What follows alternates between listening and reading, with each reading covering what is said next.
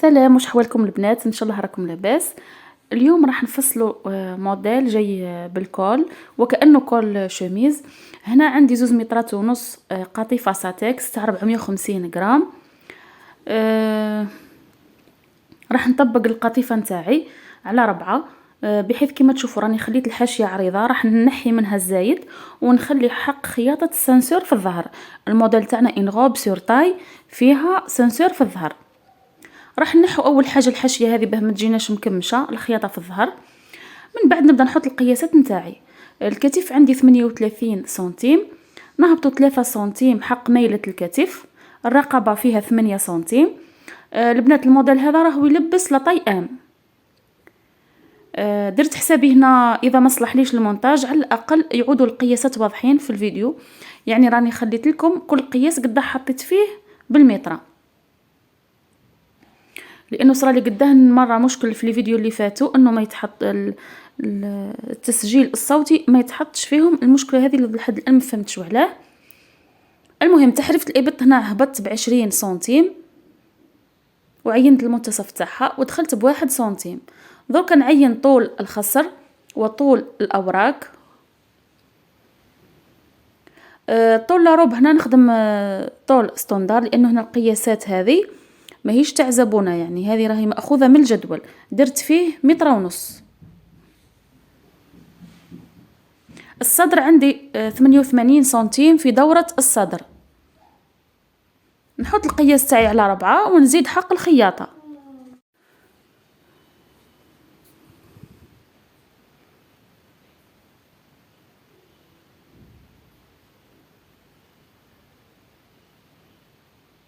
هنا بالنسبة للخصر عندنا 70 سنتيم.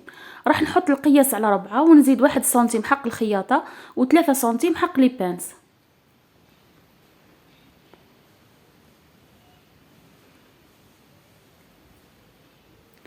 هنا الأوراق عندنا 90 سنتيم. نحط القياس على 4 ونزيد 1 سنتيم. هنا ما نفصلوش بطريقة الإيفاز، لأنه لاروب كما قلت لكم راهي سور تاي وتمشي وتضيق، يعني في الأسفل تاع القندورة ولا لاروب راح يجي ضيق. شوفوا هنا راني دخلت على مستوى حق الأوراق، من تحت راهي ضيقة. على ذيك درت سانسور في الظهر ودرت فيها ثاني فتحة في الجنب. هنا نقيس لكم من تحت قداه فيها 20 سنتيم، يعني الدورة كاملة من تحت 80 سنتيم في لاروب. اكيد راح تنقص شوي مع حق الخياطة. هنا الرقبة هبطت فيها ب20 سنتيم، رسمت شكل في، من بعد درتو في مدور شوية. لي بانس هنا درتهم الفوق تحت خط الصدر ب2 سنتيم، جوني فيهم 12 سنتيم، والتحت هبط ب12 سنتيم. التحت ثاني هبط ب12 سنتيم، لانه هنا عندي قصة في الخصر كما تشوفوا هنا، يعني لي بانس تاعي تاع الجهة السفلية كي نعاود الخياطة تاع الخصر راح ينقصوا، يعني كون ندير 10 سنتيم راح ينقصوا. درت 12 سنتيم باه مع يتخيط يجوا هذاك هو يجوا فيهم 10 سنتيم. نحيت الميله هذيك تاع الجنب. هنا الجهه نتاع الظهر خليتها كيما راهي ما قصيتهاش. رسمت لي بانس نتاع الظهر يجوا فوق خط الصدر ب2 سنتيم. من بعد نروح للكول تاعي. انا الكول هاهو خادمه عليه قداه من موديل، راح نعاود نعطيكم القياسات تاع كل بلاصه قداه فيها. الكول هنا راني مديرته زوج، يعني ديروا زوج متبطنين مع بعض وتبطنوا به.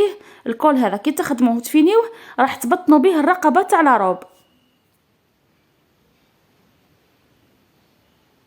تبعوا معايا هنا برك القياسات، راني عطيت لكم القياس تاع الكول في كل بلاصه. هنا نهبط فيه ب20 سنتيم، راح نعاود فيه نفس قياسات الرقبه، لانه هنا راح يكون تبطين. هنا عندنا 15.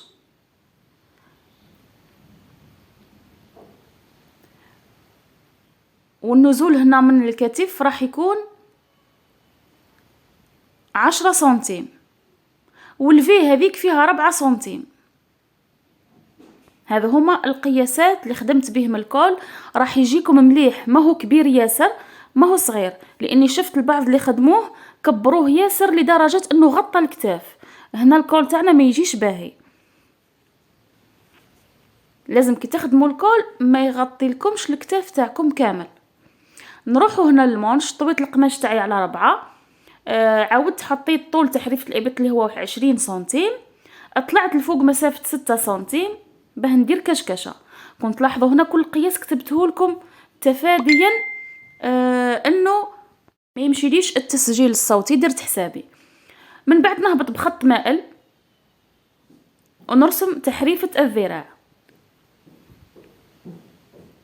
نجو هنا عند طول الكم، درت فيه 60 سنتيم. منين تبدا هذيك 60 6 سنتيم هذيك ما نحسبوهاش، يعني من هذاك الخط ونهبطوا 60 سنتيم. هنا حطيت 24 سنتيم وزدت حق الخياطة 24 دورة المعصم، لانه هنا راح يجيني لامونش بودي. هنا راح نبداو مرحلة الخياطة. الحزام كما تشوفوا خيطته. من بعد هنا الظهر خيطت لي بانس، درت سورجي لكل جهة في المنتصف تاع الظهر، لانه هنا راح نديرو السانسور. هنا السانسور البنات راح نعاود نحط لكم الطريقه تاع الفينيسيون تاعو في القطيفه كيفاه تجيكم مليحه. انا هنا درت اشرطه من لاطوال كولونت، خيطتهم على البلاصه اللي راح يفوت عليها السحاب ولا السانسور انفيزيبل هكا باه ما يتكمش ليش القماش.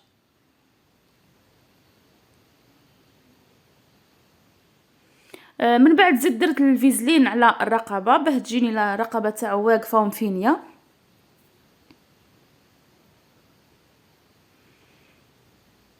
بطنت ثاني الرقبه. من بعد نروح نخيط السحاب نتاعي، السحاب المخفي.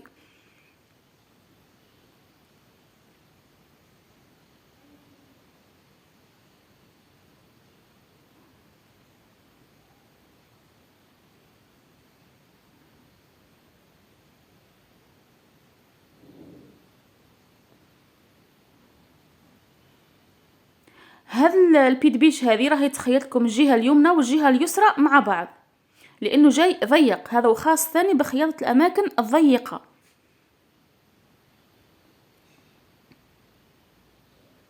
شوفوا هناك فهراني نفتح مليح في هذيك الحاشيه تاع السانسور باه نخيط تحتها مباشره، هكا تضمنوا انه الفينيسيون تاعكم تجي مليحه والسانسور ما يبانش بعد ما تخيطوه وتكملوا.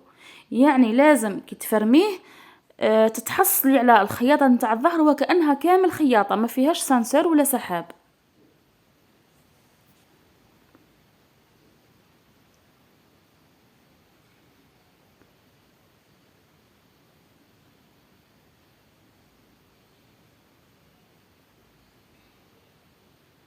ممكن هذه اطول مده خيطت فيها السانسور هكا باه نوضح لكم مليح.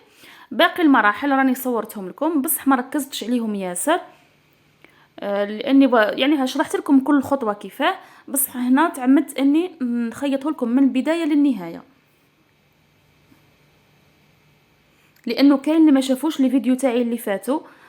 درت ثاني طريقه الخياطه تاع السانسور، بصح كاين اللي يدخل القناه لاول مره يحبوا يشوفوا كل التفاصيل في الخياطه.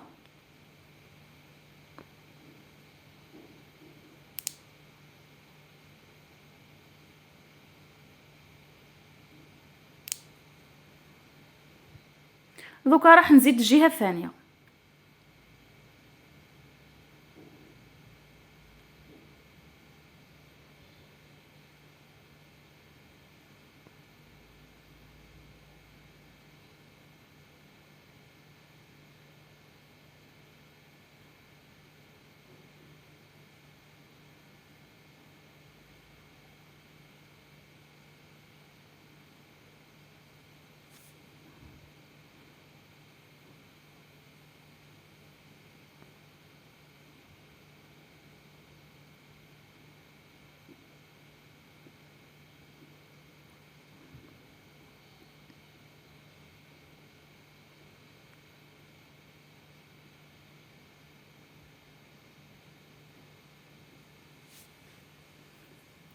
دوكا بعد ما نكمل نخيطو راح نوري لكم ثاني كيفاه نفينيو البطان مع السانسور. راح نجبدوه دوكا من التحت، راح يجيكم متعب شويه لانه الخياطه ضيقه على الجهتين، بصح بشوي حتى يطلع معاكم.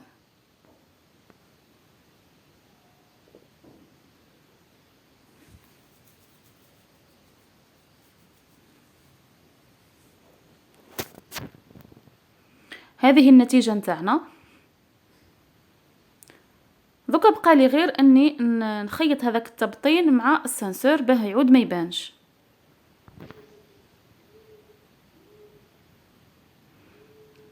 بطريقة سهلة وبسيطة. خلاص راح نخيط بحيث اني السانسور لازم ما نقيسوش هكا باه يعود يطلع ويهبط نورمال.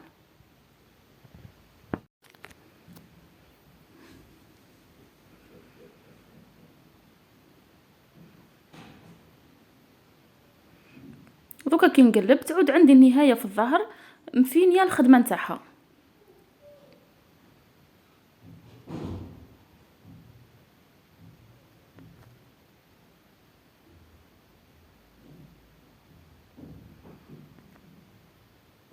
دوكا راح نروحوا للجزء تاع الامام. هنا التبطين خيطت الحاشيه نتاعو. خليت الجهه نتاع الرقبه مفتوحه ما نخيطوهاش هكا باه نقدروا نقلبوه. هنا راني قلبته كرونتيت وحددته مليح باه يشد لا فورم نتاعو. من بعد نروحوا نبطنوا به الرقبه تاعنا.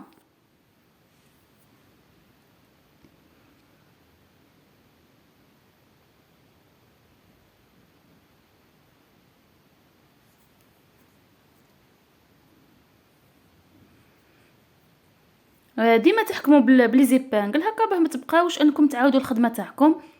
احكموا من النهار الاول واخدموا.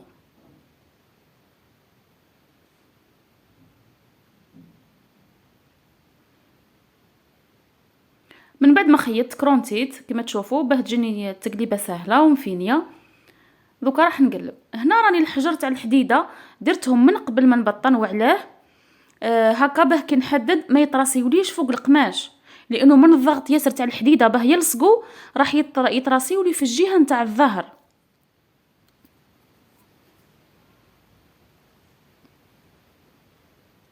هنا وجا بالزايد يعني في الطول تاعو ما يهمش على حسب انتي والقصه نتاعك، لانه انا الكل راني خدمته قياس نخدم عليه مدايرات ولا طاي ام وال واكس ال، يعني كل واحد والقصه نتاعو وين تجي. الزايد هذاك نحيه في لا طاي ام، لانه لا طاي ام نقص على 38 سنتيم. دوكا راح نخيط الكتاف مع بعضاهم.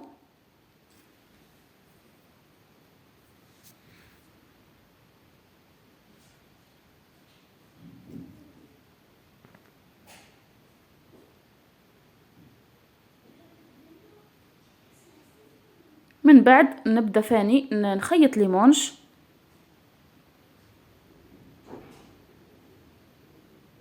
نحط المنتصف تاع المونش مع منتصف الكتف ولا الخياطه نتاع الكتف هكا باه تجيني الكشكشه تاعي متساويه على الجهتين. الكشكشه انا قسمتها جزء درته في المنتصف تاع الكتف والجزء الاخر وزعته بشويه هكا باه ما تجينيش بومبي ياسر وواقفه ياسر هذيك الكشكشه. وتقدروا توزعوها على طول تحريفه الابط، يعني كيما نتوما الاختيار لكم نتوما كيفاه تحبوا.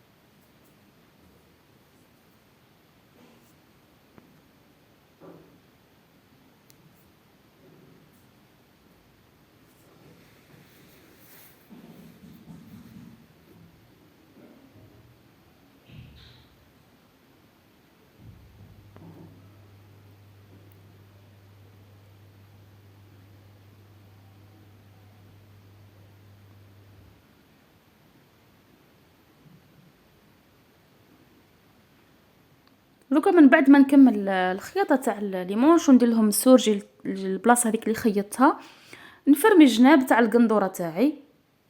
من بعد ندير الكفه لاروب، ندير الكفه الليمونش، نعاود نحددها كامل. مع اني هنا يعني راني حددت كل جهه وحدها باه ما تبقاش تتراسي فوق بعضها. القطيفه لازم تتحدد كيما راهي كامل، تفوتوا عليها بالحديد مليح حتى تولي كامل لون واحد. شويه تعبكم في الخدمه، بصح انا كل جزء حددته وحده. ليمونج حددتهم كامل قبل ما نبدا نخيط، الجهه نتاع الامام وحدها وتاع الظهر وحدها. من بعد كي كملت خلاص بقات لي غير نحدد الجهه نتاع الكفه والجناب. هذه هي النتيجه البنات. ان شاء الله تعجبكم لاروب وطريقه الشرح. البنات الموديل هذا راني مديره فيه 8 الوان. اللي حابه تتواصل معايا تبعث لي في الانستغرام نايوبي شلطه 7. نعطيكم السعر تاع لاروب والالوان اللي متوفرين. نشكركم البنات على المتابعه تاعكم، وانتظروني ان شاء الله في فيديو جديد.